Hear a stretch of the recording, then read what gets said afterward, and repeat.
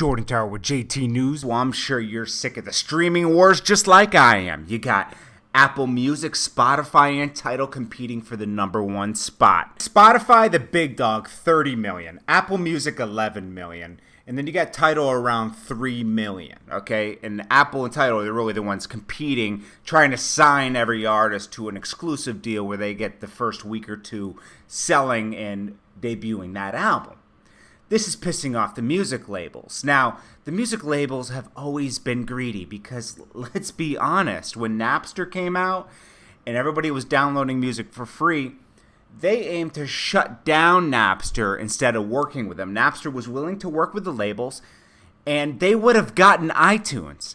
The labels would have had iTunes. Imagine that. Imagine the labels owning iTunes, what iTunes is today. It wouldn't have been called iTunes, obviously.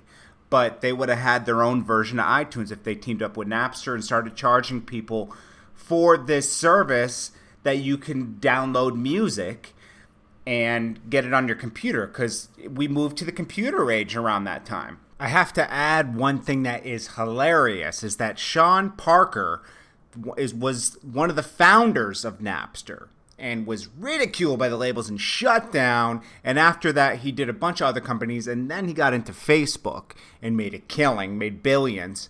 Then he used that money to start Spotify, which is the big dog in music streaming. So it came full circle. He started Napster, that got shut down, went to Facebook, and now he's heading up Spotify. He's not the CEO, but he is one of the main investors in Spotify, pushing it forward. And another funny thing is Steve Jobs, who's behind iTunes, and now that company is moving into Apple Music. He was against subscriptions. He was totally against subscriptions when he launched iTunes. Now, we acquire our music off CDs, right? We rip it. But we all know that starting in 1999, there was this phenomenon called Napster. It shut down in 2001, but it demonstrated some things for us. It demonstrated that the internet was made for music delivery. But the downside is it's stealing beats. We say, well, what about Press Play and Rhapsody? What about these things? Well, they're both subscription services. They are subscription-based, and we think subscriptions are the wrong path. Well, they shut down Napster. Later, Apple came in with iTunes, with their iPod, because they had a player. And then Apple, that's a major part of Apple's business now. So the labels are getting greedy again with the streaming. They don't like this because they're not getting as much money as they could be getting with downloads.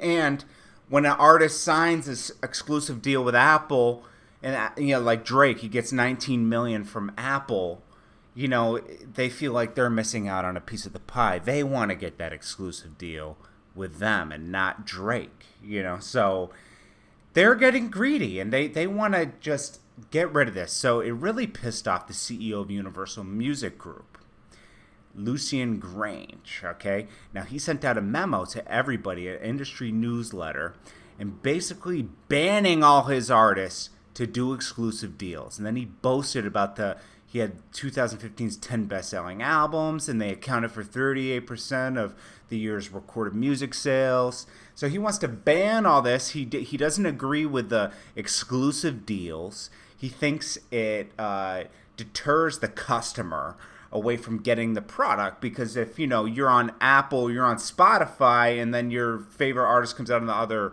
platform, you might not just listen to it until it comes on your platform, and you're missing out on those streams. And then music comes out so fast and is consumed so fast nowadays, you might forget about that album after a week. So they want it available to everybody. I see their point there, but they're also being greedy. They got to figure out another way to do this where it doesn't, it benefits them and the artist. Then maybe a deal could be struck. Okay, so let's break down a few things. Average per stream royalty. YouTube is like 0.001, Spotify is like 0.001, Apple Music's 0.002. Like the highest is like Deezer and Tidal, where it's like 0.01 per stream.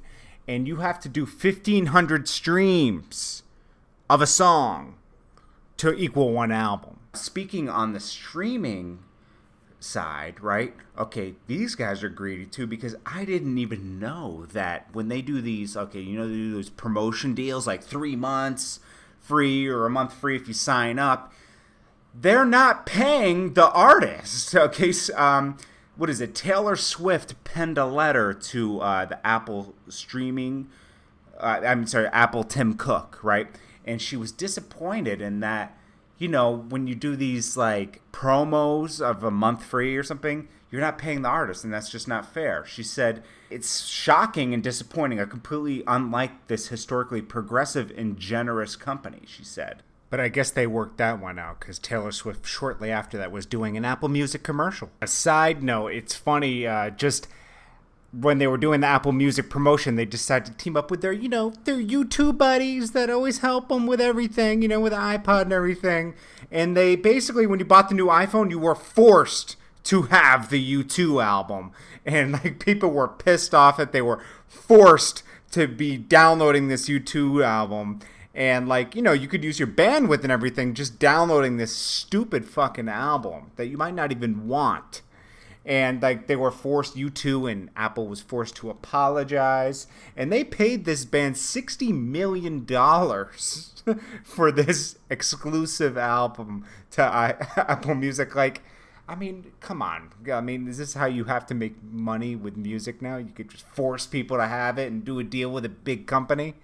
So, there's a positive and negative to all this. Like the artists are getting money for exclusive deals, but then you're kind of shitting on the consumer because now they're not going to get it all the time. Like, who has money to sign up for 3 fucking like with Tidal, Spotify, Apple? That is annoying, and it's not fair to the customer. Now, some people want to look into Jimmy Iovine, who heads up Apple Music. They want to investigate him over government and antitrust concern. Now, if you don't remember, this happened to Bill Gates in the 90s with Microsoft. So if you want to look that up, it's kind of similar to that kind of case.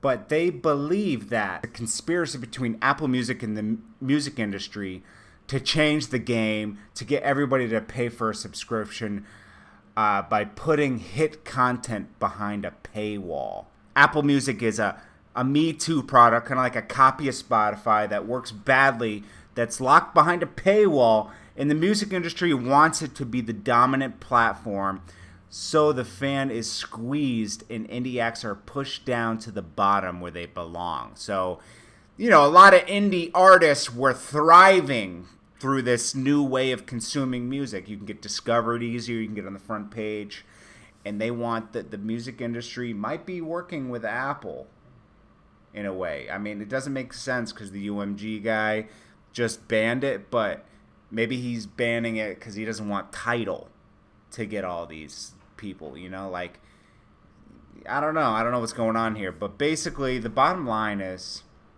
that this is going to be a trend now. They're going to start banning these exclusive deals, which is good for us as consumers, but it's bad for some artists because that's an extra paycheck they get. But I don't know, that someone's got to fall. I think Tidal is going to be the first streaming service to fall, obviously, because they're at the bottom of the barrel.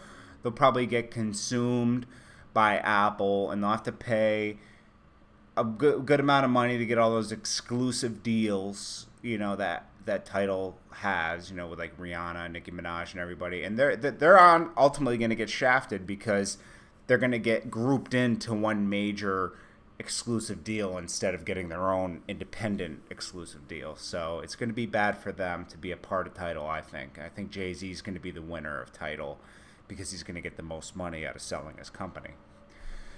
But there's a lot more to this that's probably going to develop, and I know it all sounds confusing right now, and we're all confused about this because it hasn't come to a head yet. I mean, it was confusing when Napster was being shut down, but it'll all come to a head in a few months because this is going to be a trend that Universal Music Group is starting. If Warner follows, with Atlantic and everything, it's going to be a mess.